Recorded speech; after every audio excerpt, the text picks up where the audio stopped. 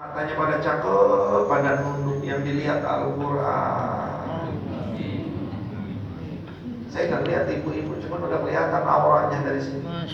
Yang dilihat Al-Quran, tapi kadang-kadang dompet laki. Kadang-kadang dompet suami yang dilihat. Emang dosa Ustaz? Dosa Bu, ngapain ngintip-ngintip dompet laki? Ambil aja. Dikit nanti duitnya dikit dikatain itu laki, banyak diintit dikit-dikit, nggak boleh halal. Semuanya tergantung hati kita. Ayo Pak demi Allah. Nanti kita pulang dari sini Pak, uji hati kita ini bersih atau kotor, hati kita ini baik atau tidak, dekat atau tidak dengan Allah. Nanti kita buktikan masing-masing. Mulut ini ingin mengeluarkan, lisan ini ingin basah pada sesuatu yang Allah ridha atau sesuatu yang Allah murka. Pulang dari sini, yang terucap, yang membasahi lisannya, Allahu ala Muhammad, subhanallah, alhamdulillah. Berarti cakep, berarti hati ibu mulai baik, hati bapak mulai baik. Pulang dari sini luar biasa matanya, saya nggak mau mandang apa-apa kecuali saya mandang yang baik. Mulai dia lihat YouTube-nya ceramah. Tonton, nah ini ada paha, nah dia berarti di sini lama, ceramah dilewatin, yang paha ditonton. Nah ini namanya hatinya saat. Tergantung Pak. Itu pengertian. Kalau segumpal daging tersebut baik, maka akan baik seluruhnya. Itu yang dikatakan Sayyidina Muhammad. Jadi mata baik, telinga baik, tangan baik, kaki baik, pikiran juga baik. Maka luar biasa hati kita ini Pak. Tapi kalau segumpal daging tersebut rusak, maka akan rusak semua. Ini hikmah pertama, pelajaran pertama yang Allah berikan dari peringatan, ya, dari peristiwa besar, ya. Nabi kita Muhammad SAW Isra kayak bersih, baca Al-Quran, banyakin istighfar. Kaca itu ibu bapak, kalau nggak kita rapihin, kita nggak bersihin, kotor. Cermin kita di rumah, sebulan saja kita nggak tisuin, kita nggak pakai air, kita nggak bersihin, itu mulai rapuh. Mulai rapuh apa? Mulai buram. Mulai kita pun yang ngajar nggak akan terlihat enak. Nah, begitu juga hati. Lewat saja seminggu nggak baca Al-Quran, hati sudah mulai ada bintik. Lewat saja kita seminggu tidak zikir kepada Allah, tidak istighfar kepada Allah, tidak minta ampun kepada Allah, tidak sedekah terhadap fakir miskin, hati tersebut sudah mulai kotor. Kadang-kadang mohon maaf, kadang-kadang mata kita itu berat, dipaksa untuk melihat maksiat saja, rasanya itu gak mau. Tapi ada satu kondisi, satu waktu yang mata kita nagih untuk melihat maksiat. Itu tandanya hati kita. Maka terus bersihkan. Wa ma jala'uha ya Rasulullah. Saat seorang sahabat bertanya, apa yang membuat hati kita lega, hati kita bersih, hati kita jernih? Apa kata Rasulullah sallallahu alaihi wasallam? Aksir min qiraatil Quran wa aksir min zikri hazibillah. Perbanyak baca Quran dan perbanyak ingat mati. Hanya kalau baca Al-Quran dikit-dikit, beli Al-Quran yang ada tafsirannya Bu. Gak perlu baca banyak, 2-3 ayat tapi sambil direnungin. A'udzu billahi minasyaitonir rajim. Bismillahirrahmanirrahim. Tabarakalladzi biyadihil mulku wa huwa 'ala kulli syai'in qadir. Renungi. Masuk. Itu yang bersihkan bintik-bintik kita dalam hati. Lagi makan di rumah, lagi istirahat di rumah, lagi mau berbaring di rumah, ya Allah, saat kita mulai matikan lampu nanti akan lebih gelap, nanti akan lebih petang, nanti akan lebih tidak terlihat saat saya sendiri di lubang kubur. Siapa yang akan menolong saya? Perbanyak ingat kematian, maka itu akan membersihkan hati kita. Makanya kalau mau mati takut semuanya ini kira-kira ya. Oi, Bu. Siapa takut? Ya, kalau mau mati takut ya Bu. Makanya ayo kita bersihin hati kita. Kalau hati kita bersih, pengennya mau ketemu Allah. Nah, maka kalau didoain orang meninggal pun kita nggak begitu khawatir. Tapi kalau hati kita lagi kotor, pengennya lama-lama di dalam kehidupan dunia, itu kalau dibercandain mati, marahnya luar biasa kita. Maka bersihkan hati kita. Ini hikmah pertama. Yang kedua, dari peristiwa Isra Mi'raj, pelajaran dan hikmah yang Allah ajarkan kepada kita dari peringatan perjalanan tersebut.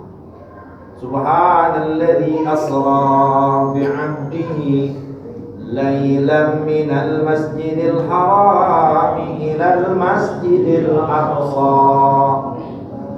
Subhana, ya Allah lagi ngajarin kepada kita. Maha suci Allah dari apa yang mereka sifatkan. Maha suci Allah dari kekurangan. Maha suci Allah dari kealpaan. Maha suci Allah dari kelalaian. Maha suci Allah dari segala apapun yang kurang. Maha suci Allah dari segala apapun yang hina, yang rendah. Karena Allah kita wahwal aliyul azim, yang maha tinggi. Subhanalladzi asra bi'abdihi lailan minal masjidil haram ilal masjidil aqsa. Jadi bukan Rasulullah yang punya mau ini perjalanan. Bukan Rasulullah yang punya ingin ini perjalanan.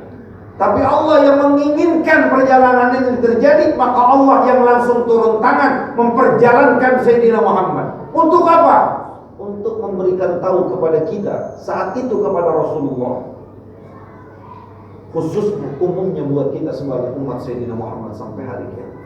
Kalau Allah yang kita sembah sampai saat ini, Ibu, kalau Allah yang kita rukukan sampai malam ini, Bu, kalau Allah yang kita katakan ya Hayyu ya Qayyum, kalau Allah yang setiap saatnya kita panggil, ternyata adalah wa huwa ala kulli syai'in qadir, maha kuasa atas tiap-tiap sesuatu, mampu menciptakan sesuatu apapun, baik yang masuk akal maupun yang tidak masuk akal, baik dengan proses ataupun tidak dengan proses, baik dengan sebab ataupun tidak dengan sebab.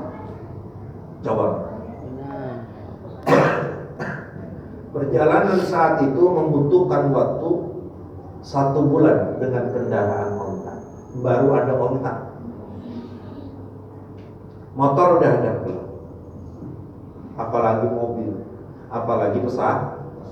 Itu jarak antara Mekah dengan Baitul Maqdis kurang lebih 1400 sekian kilo.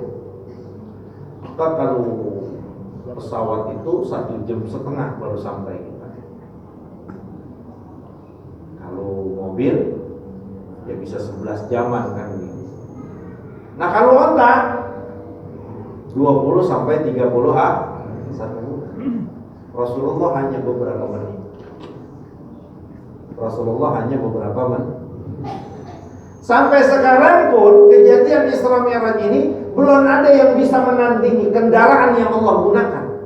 Ini sebenarnya tantangan buat sains teknologi yang mereka katakan bahwa kami bisa menembus manapun dengan kekuatan dan kemampuan serta ilmu kami. Kata Allah, lawan saja Isra Mi'raj. Untuk Isra-nya saja kalian akan tidak sanggup melawan kekuatan, melawan kecanggihan, melawan kekuasaan Allah Subhanahu wa ta'ala. Mana ada sekarang pesawat secepat-cepatnya, nggak ada yang sampai 5 menit sudah sampai Baitul Maqdis dari Makkah. Nggak ada. Ayo. Pesawat itu secepat-cepatnya itu 1 jam. Kalau private jet itu 30 menit sampai 15 menit. Belum ada yang 5 menit. Baru segitu, baru sekecil itu Allah keluarkan kekuasaan. Tapi mereka sudah tidak mau. Kita lagi diajarin, Pak, ternyata Allah yang kita sembah ini maha kuasa. Artinya apa? Mampu menciptakan sesuatu yang masuk akal, juga mampu menciptakan sesuatu yang tidak pernah diterima oleh akal kita. Bayangkan perjalanan 1 bulan mengendarai onta, Rasulullah cukup tempuh semuanya dengan beberapa menit. Masuk akal? Ya, daripada tidur. Kalau kita ngomong kencang-kencang daripada tidur. Ya, Bu, daripada kamu gimana? Tahu rasa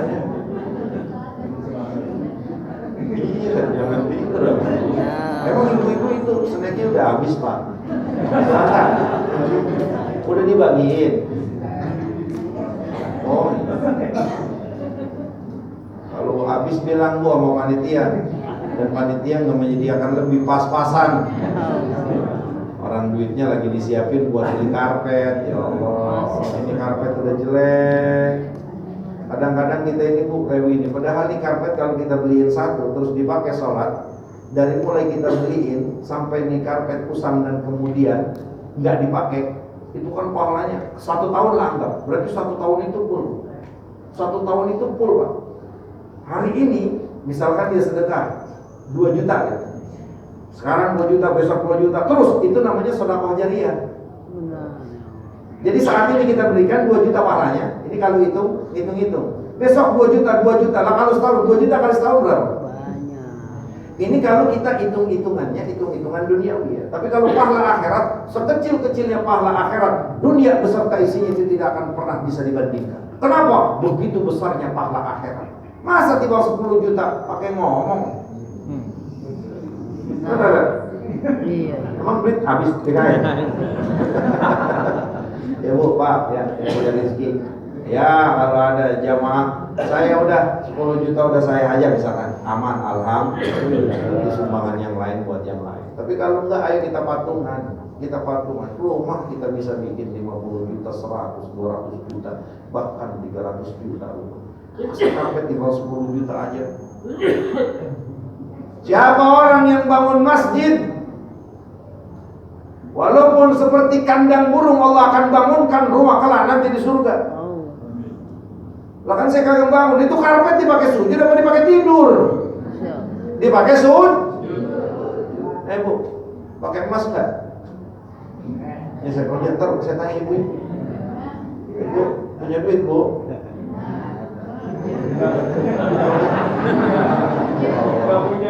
Kalau ibu-ibu ditanya begitu pantas, emang duitnya kan dari lakinya. Sekarang saya tanya bapak-bapak punya duit? Kalau gitu boleh deh. Mudah-mudahan pada dimurahkan rezeki. Nah kita kembali Bu, bapak-bapak ibu. Nah kalau kita yakin kalau Allah yang memberangkatkan Sayyidina Muhammad SAW, ditetapkan kekuatan dan kekuasaannya yang betul-betul di luar kemampuan otak manusia berpikir, maka saat Allah mampu lakukan itu kepada Rasulullah, Allah juga sama punya kemampuan untuk melakukan hal yang sama kepada kita. Karena Allah yang menjalankan Rasulullah Isra itu Allah yang sama yang kita sembah sampai saat ini. Jadi jangan pakai ragu. Kalau ibu dan bapak punya harapan, kalau bapak ibu punya cita-cita, kalau bapak ibu punya niatan, kalau bapak ibu punya keinginan, maka jangan pernah putus asa. Kenapa? Karena kita punya Allah yang memiliki kekuatan dan kekuasaan, yang kekuasaan-kekuasaannya itu melampaui segala ukuran otak dan pemikiran akal manusia. Pulang dari sini dikasih duit sama Allah orang 200 juta. Padahal bohong, amin aja masih kalau gitu ya. Kita lihat tes. Kalau ibu-ibu udah aminnya kalau duit. Mudah-mudahan ya Bu berkah ya Bu. Allah kasih rezeki. Karena apa ya Allah, ibu-ibu itu yang paling cepat masuk surga, yang paling banyak di surga. Tapi kata Nabi juga yang paling banyak di neraka. Kalau ibu-ibunya kayak model-model ibu-ibu yang hadir pada malam ini adalah termasuk yang paling banyak menjadi penghuni surga. Simpel, nggak ngerongrong laki, nggak marah-marahin laki, dikasih berapa aja dia terima, menderesin koper pulang. Alhamdulillah. Ibu nggak capek ya Bu? Bu, ibu-ibu tuh paling capek, dari pagi udah bangun ya Bu, udah rapi. Gajinya kadang-kadang cuma setahun sekali, itu udah lebaran jadi pakai ya. Kadang-kadang laki pikirannya sedikit Bu, otaknya nggak ada lagi. Bener nggak Bu? Iya bener. Nah sekarang bayangin Pak, Bapak punya perusahaan, itu gajinya setahun sekali atau sebulan sekali? Kan sebulan sekali, maka ibu-ibu digajinya setahun sekali. Walhal capeknya lebih capek daripada pegawai kita, bener nggak kira-kira? Udah begitu pakai ngelayanin kita, kalau nggak dilayanin ngambek tuh laki-laki. Lemparin aja bu, laki begitu. Saya suka kesel bu, tapi alhamdulillah nggak ada di jamaah kita. Semua jamaah soleh semuanya.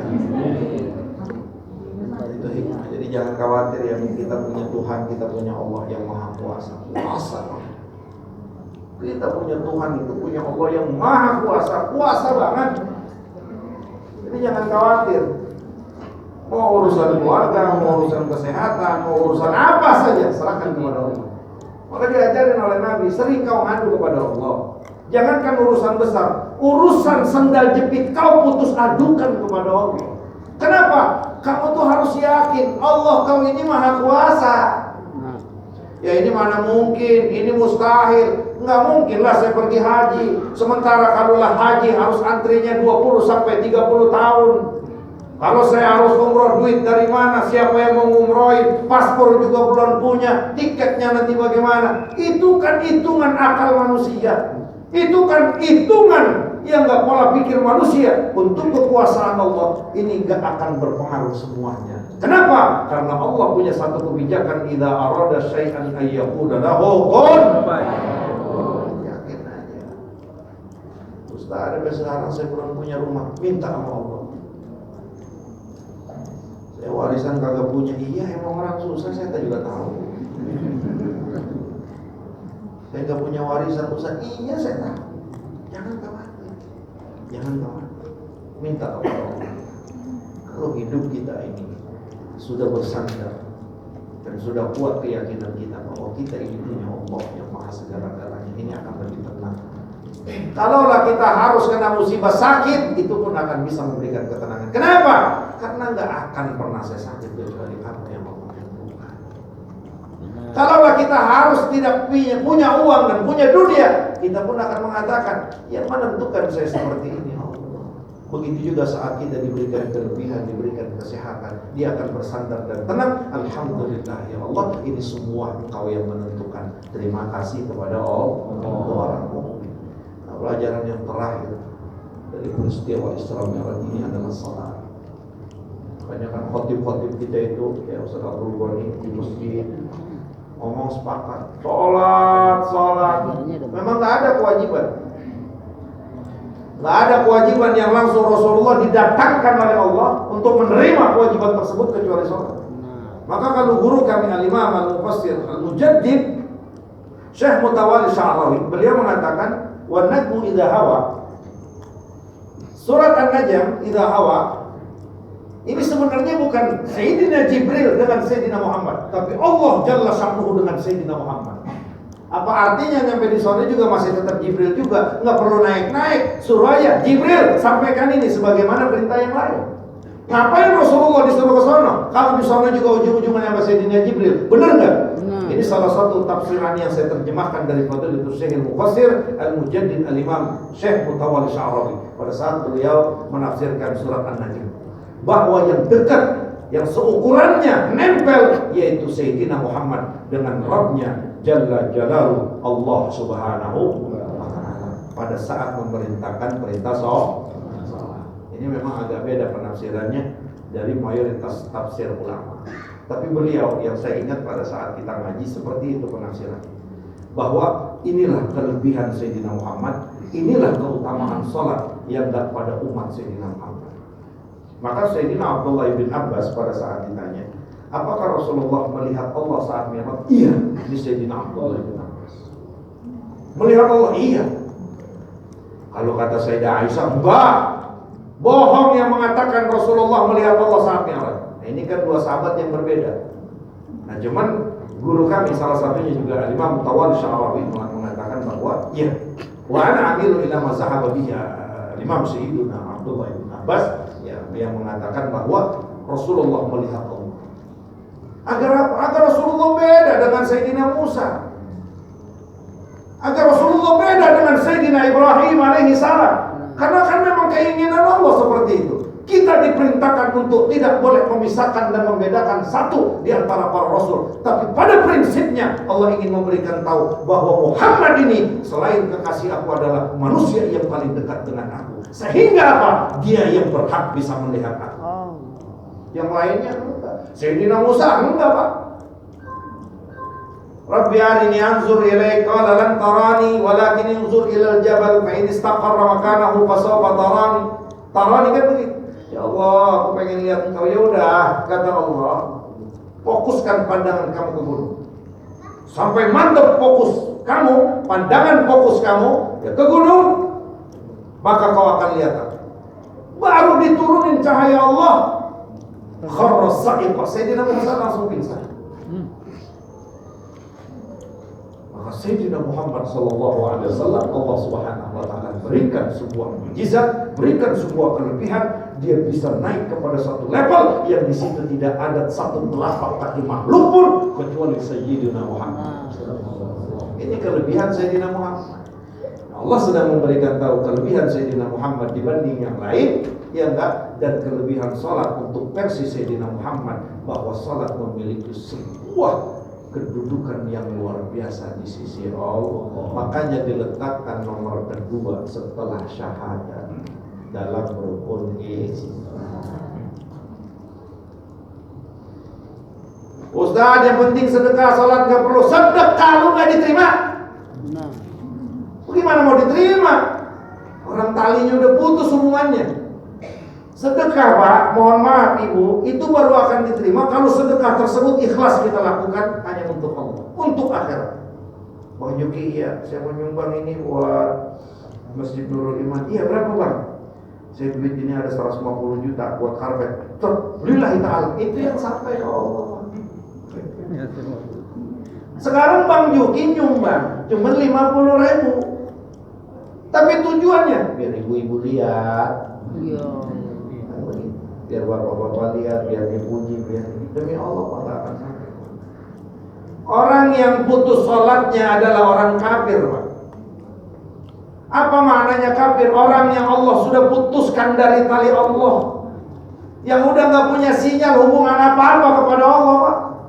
Bagaimana dia yatasaddaq lillah? Bagaimana dia sedekah karena Allah, tulus karena Allah, haji karena Allah, umrah karena Allah, melakukan ibadah yang lain karena Allah, kalau talinya saja dia memutuskan. Maka apa yang kata Nabi? Awal ma yuhasabul mar'u yaumal qiyamati shalah. Yang pertama ditanya di akhirat itu salat. Ini kan memberikan pengertian, Pak. Kenapa bukan zakat yang ditanya? Kenapa bukan haji dan umrah yang memerlukan biaya banyak? Tapi kenapa salat? Karena salat ini penentu untuk seluruh ibadah yang kita lakukan. Maka dalam riwayat tersebut, kalau salatnya baik maka akan baik seluruhnya. Kalau salatnya hancur maka hancur semuanya. Apa maknanya?